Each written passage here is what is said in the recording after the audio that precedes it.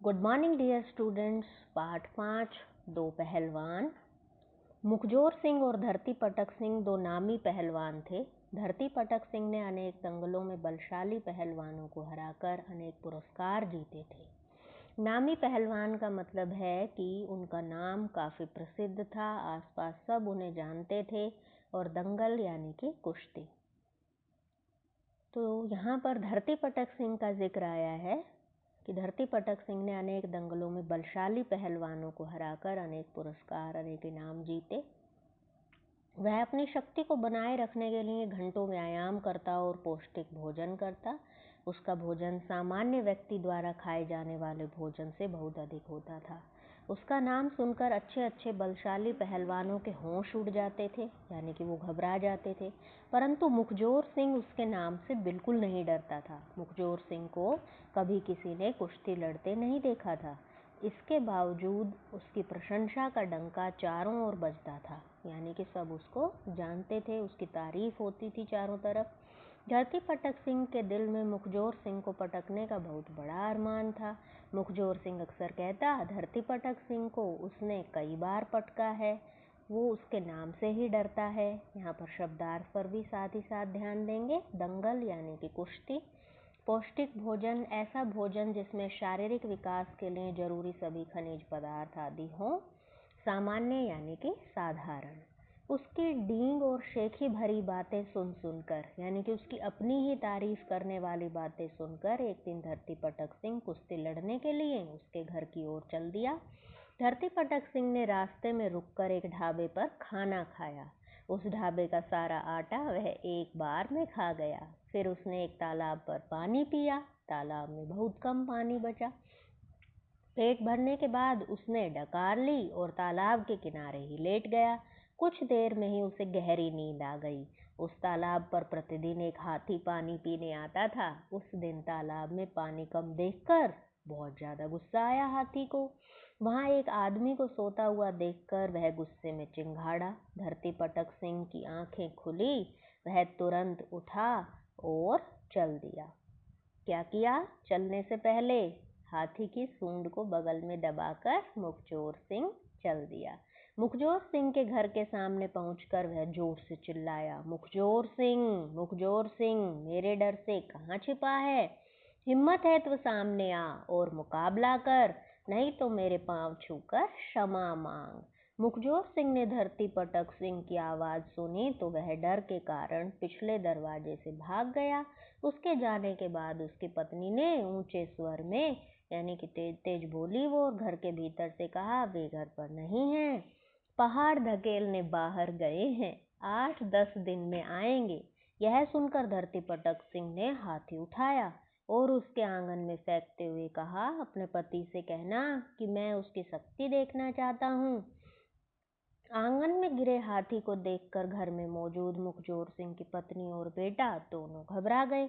मुखजोर सिंह का बेटा बुद्धिमान था, समझदार था।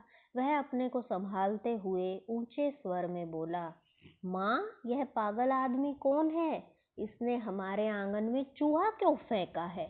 इस चूहे का मैं क्या करूं? उसकी माँ ने समझदारी दिखाते हुए कहा, बेटा, घबराने की कोई बात नहीं, अपने पिता को आने दे, उनके आते ही यह पागल दुम दबाकर भाग जाएगा। दुम दबाकर भागना यानी कि डर कर चले जाना। इस चूहे को झाड़ू से बाहर कर दे। आंगन में झाड़ू की आवाज़ धरती पटक सिंह के कानों में पड़ी। इतने के बाद क्या था? मुखजोर सिंह के बेटे का स्वर उभरा, माँ, यह चूहा तो नाली पे गिर गया। धरती पटक सिंह सोचने लगा कि जब उसका बेटा इतना बलशाली है तो हो सकता है कि वह खुद मेरे जितना या मुझसे अधिक बलशाली हो। यह सोचकर वह थोड़ा भयभीत हुआ, डर गया।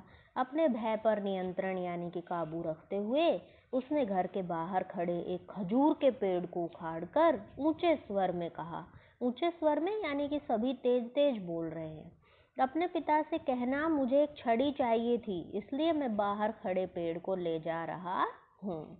मुखजोर सिंह के बेटे ने चिल्लाते हुए कहा, माँ देखो, यह पागल मेरे पिता की दातुन लेकर भाग रहा है। पेड़ को दातुन कहते सुनकर धरतीपटक सिंह की आंखें फटी की फटी रह गईं, यानी कि वो बहुत ज़्यादा घबरा गया, हैरान हुआ। उसे विश्वास हो गया कि मुखजोर सिंह से कुश्ती लड़ने पर उसे हार का सामना करना ही पड़ेगा। यह सोचते ही वह वहां से भाग खड़ा हुआ। कुछ देर बाद मुखजोर सिंह घर लौटा और अपने बेटे से पूछा, कहाँ गया वह गप्पी? बेटे ने उत्तर दिया, वह हमारा खजूर का पेड़ उखाड़ कर चला गया। उसने क्रोधित स्वर में कहा, मेरा बेटा होकर भी तूने मेरा नाम डुबो दिया। उसे करारा जवाब क्यों नहीं दिया? तुझे मैं अभी नदी में फेंक कर आता हूँ। मुखजोर सिंह ने अपने बेटे को कंधे पर बिठा लिया और नदी की तरफ चल दिया। नदी गांव से बहुत दूर थी। वह पैदल चलते हुए सोच रहा था कि यदि उसका बेटा रास्ते में रोएगा तो वह समझाकर उसे क्षमा कर देगा, परंतु उसका बेटा आराम से कंधे पर बैठा रहा। मुखजोर सिंह ने उसे डराने के लिए कहा, नदी पास ही है। बेटे ने कहा, हाँ पिताजी, मुझे भी लहरें उठती हुई दिखाई दे रही हैं। बेटे का कथन सुनकर उसका क्रोध शांत हुआ। उसने उसे कंधे से उतारा और पूछा, मुझे सच सच बताओ, तुमने उस आदमी से कुछ कहा या नहीं? बेटे ने उत्तर दिया, मैंने उसे कुछ नहीं कहा, परंतु अपनी माँ से कहा था कि एक पागल आदमी मेरे पिता की दातून लेकर भाग रहा है। मुखजोर सिंह ने उसकी पीठ थपथपाते हुए कहा, बेटे, एक दिन तुम दुनिया में अवश्य मेरा नाम रोशन करोगे। नाम रोशन करना यानी कि अपने माता पिता के नाम को उज्जवल बनाना, ऐसा कुछ कोई कार्य करना जिससे सभी आपके अभिभावक को जानने लगें। नियंत्रण, काबू, गप्पी, बिना आधार के बढ़ चढ़कर बातें करने वाला। आपने ज़्यादातर तो प्रिय विद्यार्थियों देखा है कि इसमें कठिन शब्द हमने रेखांकित किए हुए हैं। आप अपनी तरफ से कठिन शब्दों का चुनाव करेंगे, अपनी पुस्तक में से पाठ को पुनः पढ़ेंगे, शब्दार्थ याद करेंगे। पाठ से जुड़ी अगर आपको अन्य जानकारी चाहिए, कोई बात आपको बीच में इसमें कोई मुहावरा, किसी शब्द का अर्थ आपको समझ नहीं आ रहा है, तो आप पूछ सकते हैं बिना किसी संकोच के। आपको करना क्या है गृह कार्य के रूप में कि इस ऑडियो वीडियो को आप सुने, देखें, समझें पाठ को। कठिन शब्दों को आप छांट कर अपनी नोटबुक में लिखें। फिर इससे आगे हम इसका जो अभ्यास कार्य है उसको पूरा करेंगे। पाठ में आए हुए जो मुहावरे हैं आप उनकी सूची बना सकते हैं। पाठ को पढ़कर आपकी जो अभ्यास पुस्तिका है जिसमें आप अभ्यास करते हैं, जो आपकी रफ नोटबुक है, उसमें आप कोई भी 10 प्रश्न बनाकर उनके उत्तर लिख सकते हैं। काम बहुत है, भाषा से जुड़ा हुआ काम अथाह है, कोई सीमा नहीं है उसकी। जितना आप काम को करके देखेंगे उतना ही आपको वो काम करना आएगा। सभी बच्चे इस लेसन को अपनी बुक से भी रीड करेंगे, वर्ड मीनिंग्स को लर्न करेंगे। कोई भी किसी भी तरह की बात समझ ना आए तो टीचर से ज़रूर पूछेंगे। धन्यवाद।